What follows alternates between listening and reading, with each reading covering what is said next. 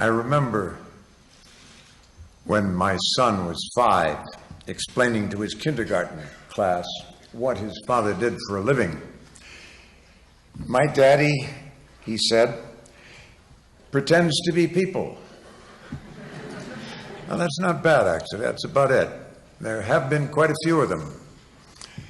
Prophets from the Old and the New Testaments, a couple of Christian saints, generals of various nationalities and different centuries, several kings, 3 American presidents, a French cardinal, and 2 geniuses, including Michelangelo.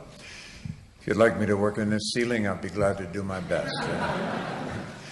No, it's just that there always seems to be a lot of different fellas up here, and I'm never entirely certain which one of them gets to talk. Right now, I guess I'm the guy.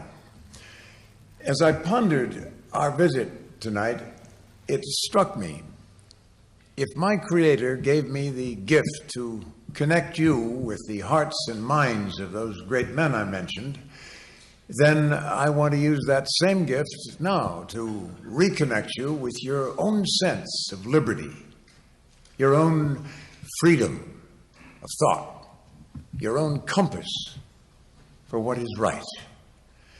Dedicating the memorial at Gettysburg, Abraham Lincoln said of America, "We are now engaged in a great civil war, testing whether that nation or any nation so conceived and so dedicated can long endure." Those words are true again. I believe that we are again engaged in a great civil war, a cultural war that's about to hijack your birthright to think and say what lives in your heart. I fear you no longer trust the pulsing lifeblood of liberty inside you, the stuff that made this country rise from wilderness into the miracle that it is. Let me back up a little. About a year or 2 ago, I became president of the National Rifle Association, which protects the right to keep and bear arms of American citizens. I ran for office, I was elected, and now I serve. I serve as a moving target for the media, who've called me everything from ridiculous and duped to a brain-injured, senile, crazy old man. Now, I know I'm pretty old, but I sure, Lord, ain't senile. As I've stood in the crosshairs of those who target Second Amendment freedoms, I've realized that firearms are not the only issue. No. It's much, much bigger than that. I've come to understand that a cultural war is raging across our land, in which, with Orwellian fervor, certain accepted thoughts and speech are mandated. For example, I marched for civil rights with Dr. King in 1963, long before Hollywood found it acceptable, I may say. But when I told an audience last year that white pride is just as valid as black pride or red pride or anyone else's pride, they called me a racist. I've worked with brilliantly talented homosexuals all my life, throughout my whole career. But when I told an audience that gay rights should extend no further than your rights or my rights, I was called a homophobe. I served in World War II against the Axis powers. But during a speech, when I drew an analogy between singling out the innocent Jews and singling out innocent gun owners, I was called an anti-Semite. Everyone I know knows I would never raise a closed fist against my country. But when I asked an audience to oppose this cultural persecution I'm talking about, I was compared to Timothy McVeigh. From Time magazine to friends and colleagues, they've essentially saying, "Chuck, how dare you speak your mind like that? You are using language not authorized for public consumption." But I am not afraid. If Americans believed in political correctness, we'd still be King George's boys, subjects bound to the British crown. In his book, The End of Sanity, Martin Gross writes that blatantly irrational behavior is rapidly being established as the norm in almost every area of human endeavor. There seem to be new customs, new rules, new anti-intellectual theories regularly twisted on us, foisted on us from every direction. Underneath, the nation is roiling. Americans know something without a name is undermining the country, turning the mind mushy when it comes to separating truth from falsehood and right from wrong, and they don't like it. Let me read you a few examples. In San Francisco's city fathers passed an ordinance protecting the rights of transvestites to cross-dress on the job and for transsexuals to have separate toilet facilities while undergoing sex change surgery. In New York City, kids who didn't speak a word of Spanish have been placed in bilingual classes to learn their 3 R's in Spanish, solely because their own names sound Hispanic. At the University of Pennsylvania, in a state where thousands died at Gettysburg opposing slavery, the president of that college officially set up segregated dormitory space for black students. Yeah, I know, that's out of bounds now. Dr. King said Negroes, Jimmy Baldwin and most of us on the march said black, but it's a no-no now. For me, hyphenated identities are awkward, particularly Native American. I'm a Native American, for God's sake. I also happen to be a blood-initiated brother of the Minneconjou Sioux. On my wife's side, my grandson's a 12th generation Native American, with the capital letter on American. Finally, just last month, David Howard, head of the Washington, D.C. Office of Public Advocate, used the word niggardly while talking about budgetary matters with some colleagues. Of course, niggardly means stingy or scanty. But within days, Howard was forced to publicly apologize and then resign. As columnist Tony Snow wrote, David Howard got fired because some people in public employ were morons who A, didn't know the meaning of niggardly, B, don't know how to use a dictionary to discover the meaning, and C, actually demanded that he apologize for their ignorance. Now, what does all this mean? Well, among other things, it means that telling us what to think has evolved in telling us what to say. So telling us what to do can't be far behind. Before you claim to be a champion of free thought, tell me, why did political correctness originate on America's campuses? And why do you continue to tolerate it? Why do you, who are supposed to debate ideas, surrender to their suppression? Let's be honest. Who here in this room thinks your professors can say what they really believe?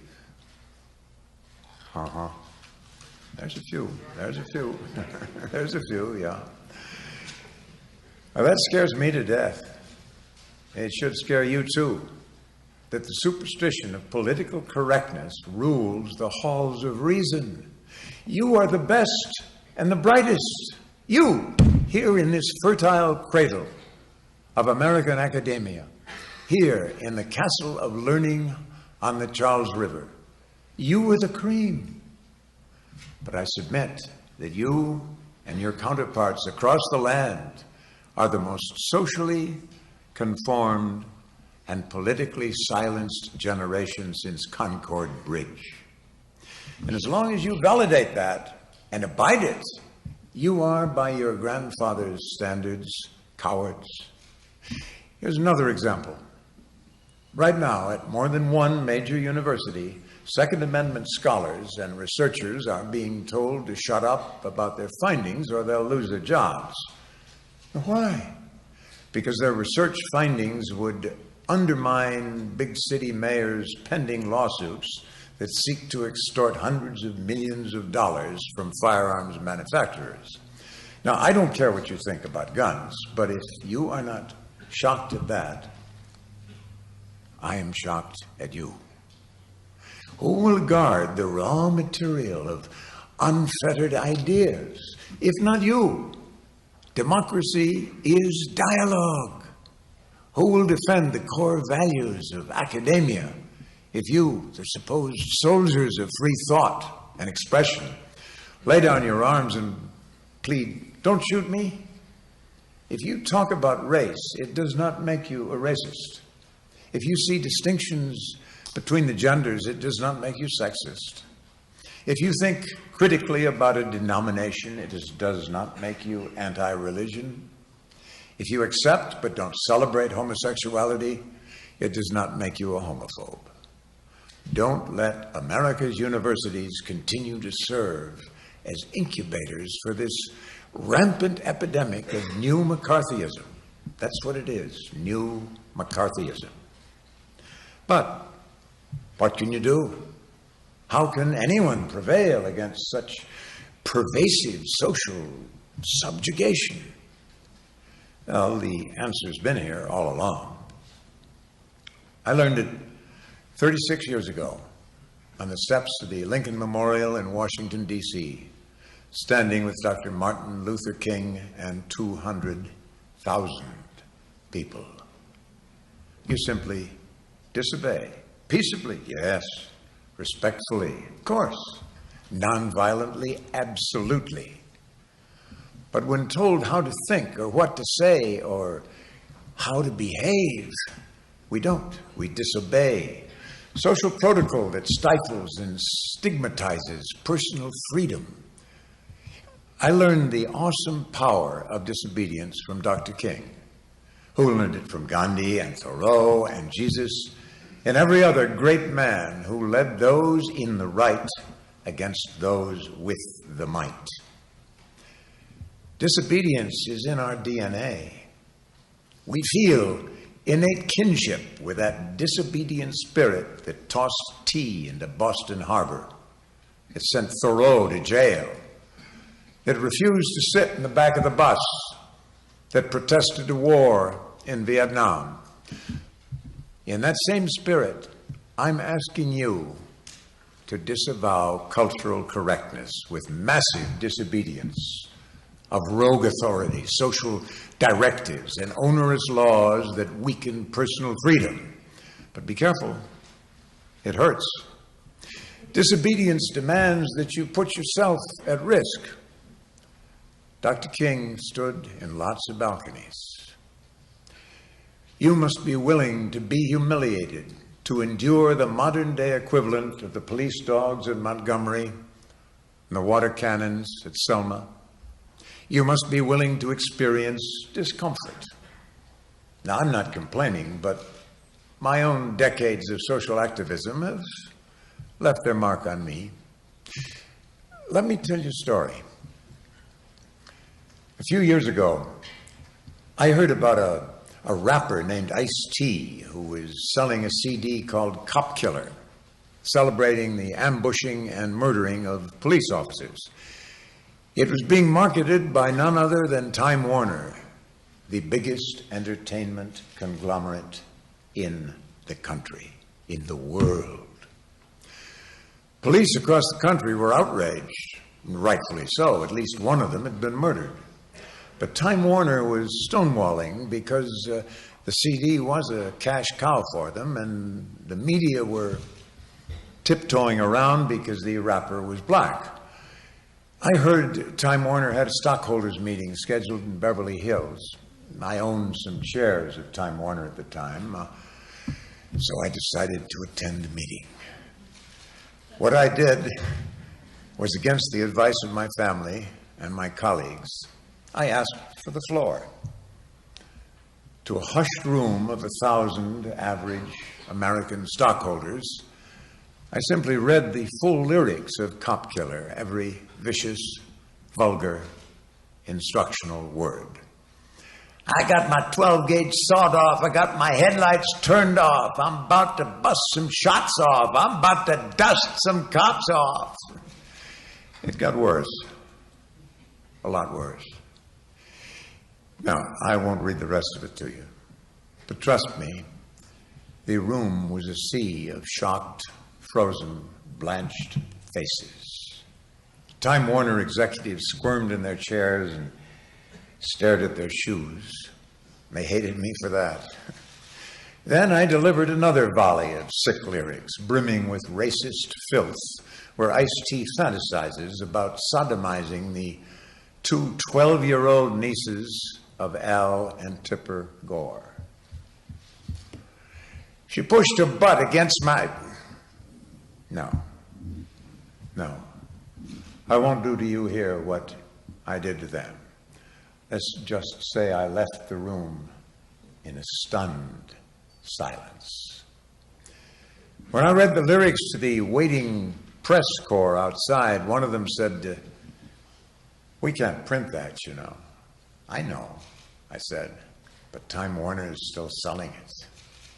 2 months later, Time Warner terminated Ice-T's contract. I'll never be offered another film by Warner Brothers or get a good review from Time magazine, but disobedience means you have to be willing to act, not just talk. When a mugger sues his elderly victim for defending herself, jam the switchboard at the district attorney's office. When your university is pressured to lower standards until 80% of the students graduate with honors, choke the halls of the Board of Regents. When an 8-year-old boy pecks a girl's cheek in the playground and then gets called into court for sexual harassment, march on that school and block its doorways. When someone you elected is seduced by political power and betrays you, petition them, oust them, banish them. When Time magazine's cover portrays millennium nuts as deranged, crazy Christians holding a cross, as it did last month, boycott their magazine and the products it advertises.